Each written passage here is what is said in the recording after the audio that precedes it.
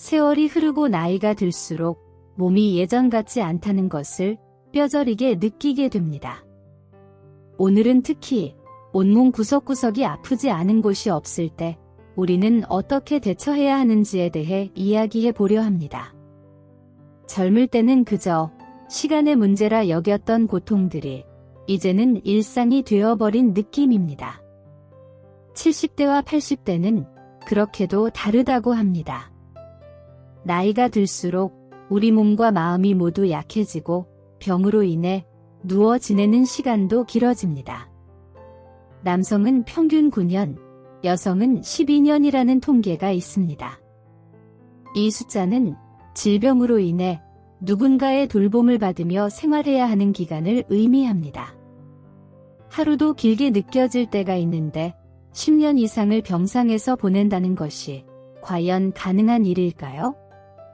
더욱이 질병과 함께하는 삶은 단순히 신체적인 고통을 넘어서 정신적인 고독과 절망감마저 동반할 수 있습니다. 행복이 주관적이며 우리의 마음가짐에 따라 달라진다고들 합니다. 하지만 몸이 건강해야 마음의 평화와 안정도 따르는 법이지요. 그래서 오늘은 80대를 맞이한 분들 또는 곧 80대를 앞두고 있는 분들을 위해 특별한 시간을 준비했습니다. 아직 50대나 60대이신 분들도 더 나아가 미래를 대비해 건강하고 행복한 노년을 꿈꾸시는 분들 모두를 위한 소중한 시간이 될 것입니다. 혹은 부모님이나 할아버지, 할머니가 80대를 맞이하신 분들이라면 더욱더 귀 기울여 보시길 바랍니다. 이 영상을 끝까지 시청하신다면 80세라는 두터운 벽을 어떻게 넘고 그 벽을 넘어서는 삶에서 진정한 행복을 찾는 방법에 대해 소중한 지혜를 얻어가실 수 있을 것입니다. 나이가 들수록 몸과 마음이 변하는 점들, 그리고 행복한 노후를 위해 미리 준비해야 할 사항들에 대해 말씀드리겠습니다. 일본의 노인 정신의학 권위자인 와다 히데키 박사가 쓴 80세의 벽이라는 책을 중심으로 이야기를 풀어나가 볼까 합니다. 와다 히데키 박사는 30년 넘게 노인 정신의학과 임상의학 분야에서 꾸준히 연구하고 활동해온 전문가로 그의 책은 노년의 삶에 대한 깊은 통찰을 담고 있습니다. 제가 이 책을 읽으면서 받은 충격은 그 내용이 단순한 건강 정보나 의료적인 조언을 넘어 노년의 삶을 더욱 깊이 있게 이해하게 해주는 지혜가 담겨 있었기 때문입니다. 어릴 적에는 제가 어머니께 효도한다며 열심히 도와드렸던 일들이 오히려 그분의 삶의 질을 떨어뜨리는 행동이었다는 것을 80을 앞둔 지금에서야 비로소 깨닫게 되었습니다. 인간의 건강 수명은 남성이 평균 72세, 여성이 평균 75세라고 합니다. 이 시기가 지나면 점차 타인의 돌봄이 필요해진다는 의미입니다. 80세가 넘으면 우리 앞에 여러 가지 벽이 생긴다고 하는데 와다 히데키 박사는 이를 4가지 벽으로 설명합니다. 첫 번째는 병원, 의사, 약과 관련된 의료의 벽입니다. 두 번째는 노화의 벽으로 우리의 신체가 점점 쇠퇴하며 겪게 되는 변화를 말합니다. 세 번째 벽은 바로 치매의 벽입니다. 마지막으로 4번째 벽은 80세의 벽으로 이는 앞서 말한 모든 문제들이 더욱 깊어지고 두꺼워지는 시기입니다. 그렇기에 80세가 되면 우리는 이 벽들을 어떻게 받아들이고 극복해야 하는지에 대해 진지하게 고민해야 합니다. 이 책은 단순히 노년의 어려움을 나열하는 것이 아니라 그 벽들을 어떻게 넘어설 수 있을지에 대한 해법을 제시하고 있습니다. 이제 여러분은 마음을 집중하시고 제가 말씀드릴 80세의 벽을 넘기 위한 5가지 지혜를 잘 들어주시길 바랍니다. 이 지혜들은 여러분의 삶을 한층 더 행복하고 충만하게 만들어 줄 것입니다. 80세를 넘는 삶의 비결에 대해 알아보자. 첫 번째로, 이제는 원하는 음식을 마음껏 즐겨도 괜찮다. 필자는 30년간 국가병원에서 근무하며 해마다 약 100여 명의 유해를 해부하고 연구했다고 전했다. 그렇게 오랜 시간 연구를 했다니 무수한 데이터를 축적했겠지요. 그 결과 생전에 전혀 알아차리지 못하고 다른 질환으로 인해 사망한 경우가 많았으며 몸속에 잠재되어 있던 심각한 질병을 미처 알지 못한 사례가 적지 않았다고 한다. 끝까지 걸렸는지도 모르는 질병도 있었다는 사실을 알게 된 것이다. 그중 하나가 바로 암이다. 암이라는 단어는 입에 올리기조차 꺼려지지만 85세 이상의 유해를 부검하면 거의 모든 사람에게서 암이 발견된다고 한다. 이것은 정말 놀라운 일이다. 85세 이상의 대부분에게 암이 존재했다는 뜻이니 말이다.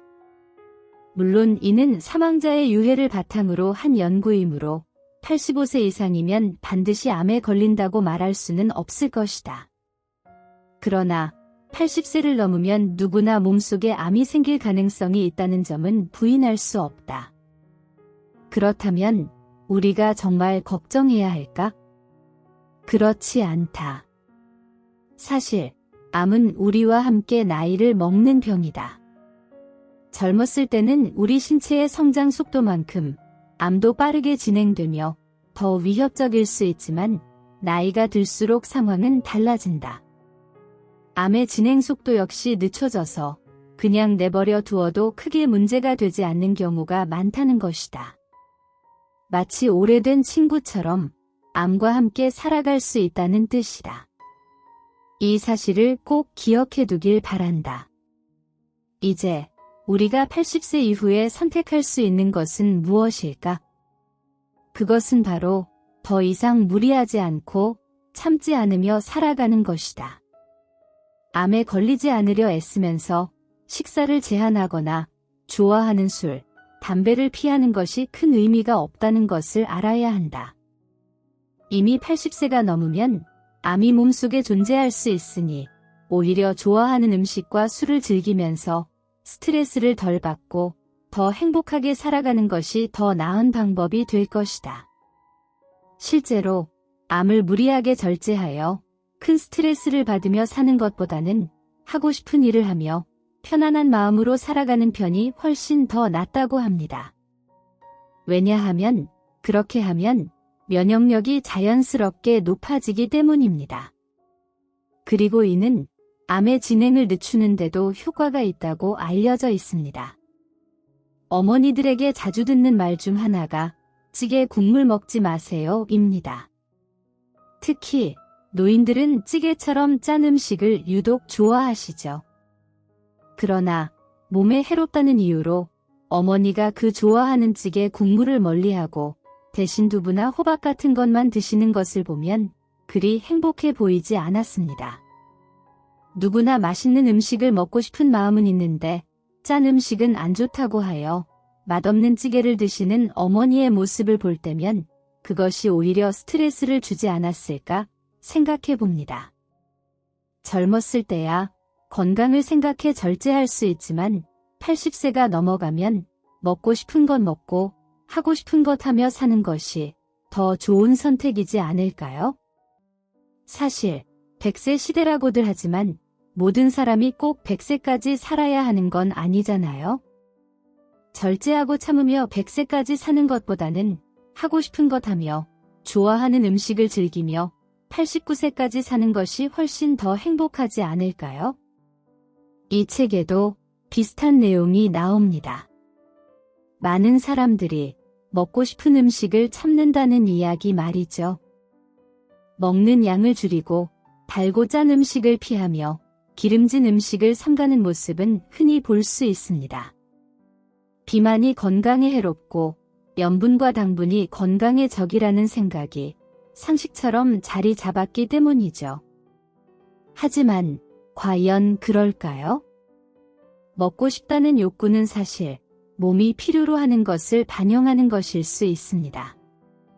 특히 나이가 들면 장기 기능이 저하되면서 염분이나 당분에 대한 욕구가 증가하는 경우가 종종 있습니다. 예를 들면 염분의 경우가 그렇습니다. 사람은 염분이 없으면 살아갈 수 없는데 나이가 들면 신장에서 염분을 과도하게 배출해 혈액 속 염분이 부족해지는 현상이 나타날 수 있습니다. 이로 인해 염분을 필요로 하는 몸이 자연스럽게 짠 음식을 찾게 되는 것이죠. 그러고 보니 어르신들이 짠 음식을 좋아하는 데에는 이런 이유가 있었던 것입니다. 이제는 찌개 드실 때 국물 먹지 말라고 말할 필요도 없는 나이가 된 것 같습니다. 맛있게 먹고 살아가는 것이 더 중요하니까요. 80세를 넘는 삶의 지혜, 두 번째는 바로 치매 예방의 비결입니다. 그 비결은 매우 간단합니다. 하고 싶은 것을 지금 당장 하는 것이죠. 그렇다면 치매는 왜 생기는 걸까요? 답은 아주 간단합니다. 나이를 먹기 때문입니다. 암과 마찬가지로 85세가 넘는 거의 모든 노인들은 인지 능력에 이상이 생긴다고 합니다. 대부분은 알츠하이머형 질환으로 나타나죠. 다시 말해 인지장애나 치매는 병이라기보다는 자연스러운 노화 과정의 하나입니다. 근력이 약해져 운동 능력이 저하되고 피부에 주름이 생기며 머리카락이 하얗게 변하는 것처럼 치매도 자연스러운 노화의 일부라는 것입니다. 나이가 들수록 치매 발병 비율은 점차 증가합니다. 예를 들어 80대 후반의 경우 40%, 90세에는 60%, 그리고 95세가 되면 약 80%의 고령자가 인지장애를 겪고 있다는 연구 결과도 있습니다. 많은 사람들이 나는 치매 없이 죽을 것이라고 믿지만 사실은 치매가 발병하기 전에 운이 좋게 세상을 떠났을 뿐이라는 것이죠. 이 사실이 우리에게 말해주는 것은 매우 분명합니다.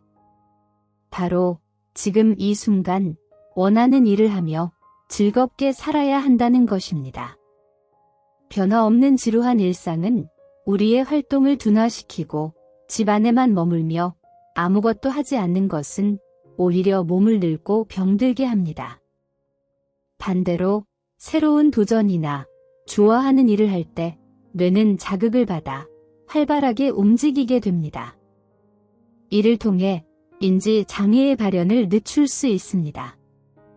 새로운 일을 하고 좋아하는 활동을 하면 뇌세포가 활성화된다는 사실은 여러 연구를 통해 입증되었습니다.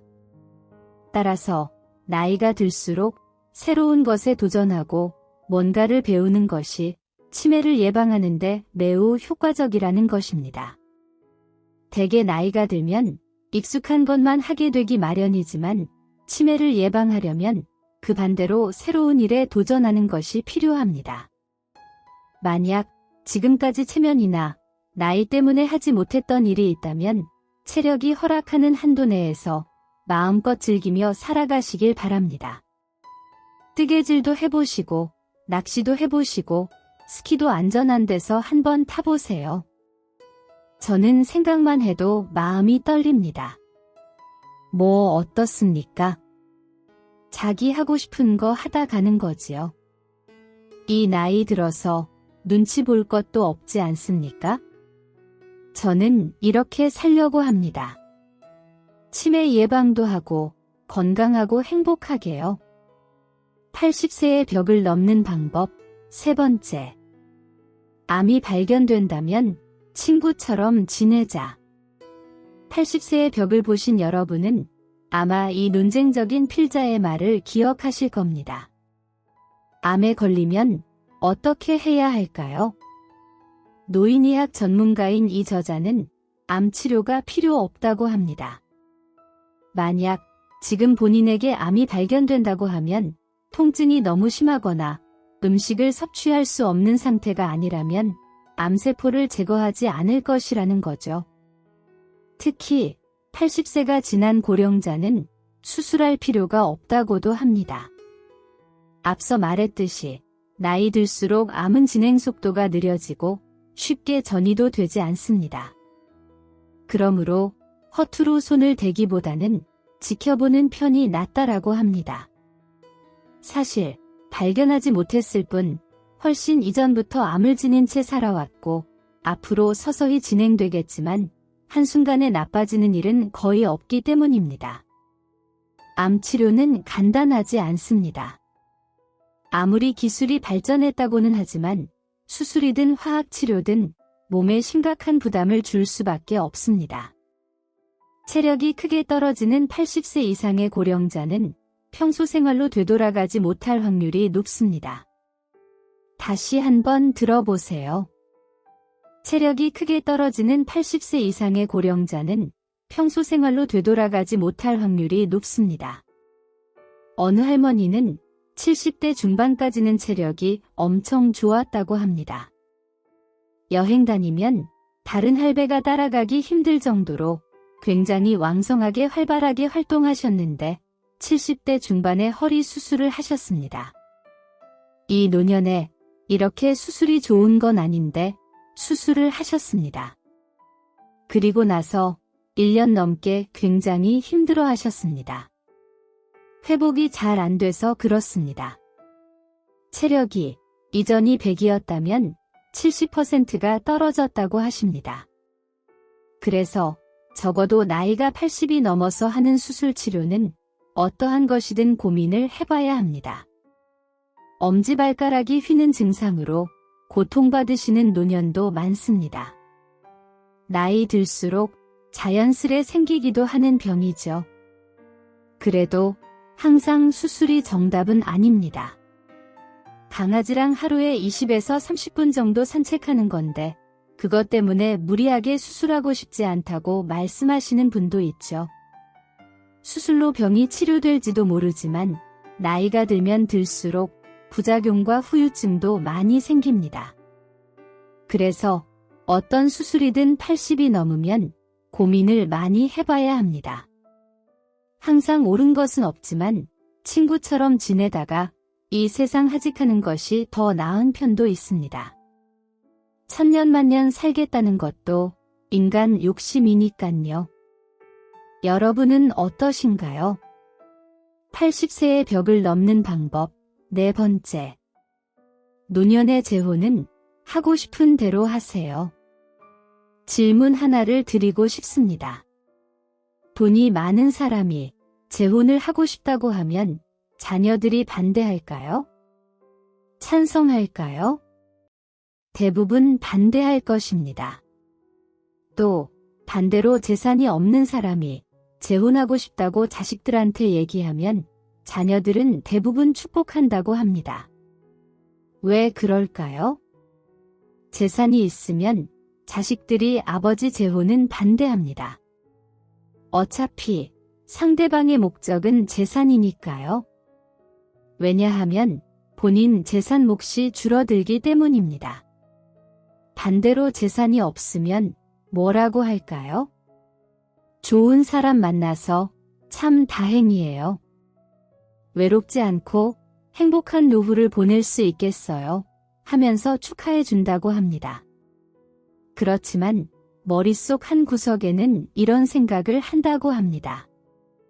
아버지의, 어머니의 돌봄도 함께 부탁합니다. 너무 웃기지 않나요? 영수증 뽑듯이 이 계산이 들어있다는 것입니다.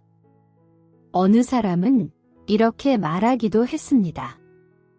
아버지가 병원에 계실 때 느꼈다고 합니다. 10명의 효자보다 배우자가 더 낫다라는 사실을요. 아버지가 병마로 투병하실 때 자식이 대소변을 받아냈어야 했습니다. 그때 아버지 의식이 또렷하지 않으셨습니다. 그래서 아들이 대소변을 받아내는 게 아버지가 창피하지 않을 거라고 생각했다고 합니다. 그런데 아들이 바지를 벗기고 물로 닦으려고 하면 아버지 몸에 막힘이 들어갔습니다. 아버지는 뭔가 불편하셨던 것이죠. 그런데 어머니가 하면 온몸에 힘을 다 빼고 아주 편안하게 계셨다고 합니다. 그 모습을 보면서 자식 10명보다 배우자 1명이 낫다라는 사실을 깨달았다고 합니다. 그래서 나이 들어서는 자식 눈치 보지 마시기 바랍니다. 내 인생입니다. 내 행복을 자식들이 만들어주지 않습니다. 또 나의 고통도 자식이 대신해 주지 않습니다. 그러니까 내가 하고 싶은 대로 하시기 바랍니다. 80대 중반의 남성분이 재혼을 하셨다고 합니다.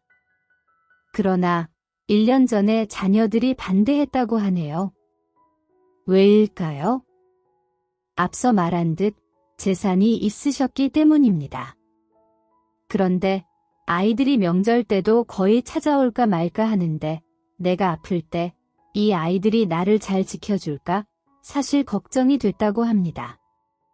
내가 아플 때 그래도 나를 끝까지 보살펴줄 수 있는 사람은 배우자라는 것입니다. 설령 이 여자가 돈을 보고 나한테 왔다고 할지라도 문제가 없습니다. 왜냐하면 내 재산을 더 많이 받기 위해서 내가 죽는 그날까지 옆에서 잘 나를 보살펴주면 좋은 거 아닐까요? 물론 이런 생각으로만 곁에 있어주는 사람은 아니라는 것입니다. 하지만 어떻습니까? 80이 넘으면 이 세상 후회 남기지 않고 가는 것이 다입니다. 내 인생이라는 것을 기억해야 합니다. 80세의 벽을 넘기 위한 마지막 방법. 5번째. 저는 너무나 공감이 되었던 부분입니다. 자기를 위한 돈은 끝까지 꼭 남겨두세요. 죽을 때까지 안심하고 살기 위한 최후의 방법은 어쩔 수 없이 돈입니다. 비정하지만 차가운 현실이죠. 누군가 여유가 된다면 고급스러운 서비스 시설이 완비된 실버타운에 갈 수도 있지만 돈이 더 많다면 입주 도우미를 고용하는 것도 생각해 볼 수 있습니다. 자기 집에 그대로 머물면서 돌봄을 받을 수 있으니 최고의 방법입니다.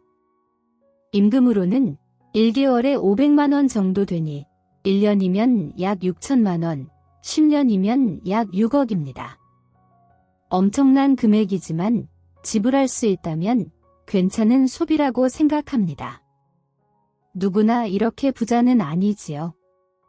그러나 말씀드리는 이유는 자신 몫까지 자녀에게 돈을 물려주는 일을 권하지 않는다는 것입니다. 자기가 모은 돈은 자기가 다 쓰는 것이 맞습니다. 죄인이 아닙니다. 남편과 3년 전에 사별하고 홀로 외롭게 살고 계시는 분이 있습니다. 그분이 갖고 있는 재산이 아파트하고 금융재산에서 약 12억 정도 되었다고 합니다. 내가 재산도 좀 있고 나이도 있고 하니까 자식들한테 미리 증여를 좀 할까? 이런 고민을 하셨다고 합니다. 절대 안 되는 일이죠. 노년에 내 존엄한 삶을 유지하는 것은 자식이 아니라 돈이기 때문입니다. 그래서 죽는 날까지 갖고 계시라. 1년 뒤에 할머니가 다시 오셔서 말씀하셨다고 합니다. 놀랍게도 이전에는 굉장히 얼굴이 우울하고 그늘지셨는데 1년 만에 얼굴과 활력이 좋아지셨습니다. 친구분의 권유로 실버타운에 들어가셨다는 것입니다. 보증금, 월 생활비 한두 푼이 아닙니다. 400 정도라고 합니다. 그렇지만 친구도 생기고 거기서 취미생활도 하고 청소하지 않아도 되고 밥도 다 챙겨주니 너무 만족하신다는 것입니다. 만약 내가 자식들한테 미리 이걸 증여했다면 이런 생활은 꿈도 꾸지 못했을 것입니다. 나이가 더 들면 실버타운 돌봄비로 2에서 300이 더 들어간다고 합니다. 곰곰이 생각하면 내가 한 20년 더 살 수도 있겠죠. 그러면 돈도 더 많이 들어야 할 것 아닐까요? 하지만 행복하시다고 합니다. 자식들 물려주었으면 이런 삶을 사실 수 없으시죠. 따뜻하고 건강하고 활기가 있는 삶입니다. 그래서 남은 돈 5억 가지고 80이 넘으셔도 재테크를 하실 생각도 하고 계신다고 합니다. 잘된 일입니다. 자식 주는 거는 2번째입니다. 물려준다고, 물려줄 거라고 미리 말하는 것은 자식에게도 큰 도움이 안 되는 일입니다. 부모가 자식에게 너무 의존하게 되는 것은 결코 바람직하지 않습니다. 물론 내 자식이 너무나도 힘들고 절실히 도움이 필요한 상황이라면 부모가 손을 내밀 수 있는 것이겠지만 기억해야 할 것은 80세가 넘으면 자신의 말년에 대한 준비가 끝나야 한다는 점입니다. 후회도 미움도 남지 않아야 한다는 것입니다. 이를 위해서는 50대, 60대부터 그리고 70대와 80대에도 끊임없이 준비하고 노력하는 것이 필요합니다. 오늘은 80세의 벽이라 할 수 있는 치매, 암, 병원 신세, 그리고 좌절감에 대해 이야기하며 이것을 극복할 수 있는 5가지 방법을 나눠보았습니다. 나이가 들어 미리 자식에게 재산을 물려주면 그 후로는 자식의 눈치를 보며 용돈을 받아 살아가야 하는 상황이 올 수 있습니다. 나이가 들어 돈이 부족하다면 조금이라도 더 늦기 전에 노인 일자리를 찾아 소소한 용돈벌이를 할 수 있을 것입니다. 모두가 실버타운에 들어가는 것이 정답은 아닙니다. 어떤 이들에게는 실버타운이 높은 벽처럼 느껴지거나 꿈일 수 있지만 또 다른 이들에게는 그 돈으로 내 아들, 딸에게 물려주는 것이 더 우선일 수 있겠죠. 하지만 제가 강조하고 싶은 것은 무엇보다 자신을 위해 남겨두어야 한다는 것입니다. 자신을 위해 남겨둔 자산이 있어야 웃을 수 있고 도전도 할 수 있습니다. 나이가 들었다고 해서 그냥 주저앉아 소파 위에서 TV만 보는 삶을 행복이라고 할 수 있을까요? 그렇게 살면 오히려 더 병들고 더 아파집니다. 병상에서 요양원에서 여생을 보내는 일은 결코 쉬운 일이 아닙니다. 물론 병원이나 요양원에 계신 분들도 그 안에서 새로운 기쁨과 행복을 찾아가는 것이 중요합니다. 우리는 천년만년 사는 것이 아니기에 짧더라도 기쁘게 사랑을 나누며 사는 것이 무엇보다 중요하니까요. 오늘 제가 드린 이야기를 기억하신다면 노후에도 행복하게 지내실 수 있을 것입니다. 오늘 이야기는 여기서 마무리하도록 하겠습니다. 추운 날씨에 감기 조심하시고 사랑하는 구독자 여러분, 다음 영상에서 다시 만나 뵙겠습니다. 멤버십 가입도 많이 부탁드리고 영상이 좋으셨다면 구독과 좋아요도 눌러주세요. 감사합니다.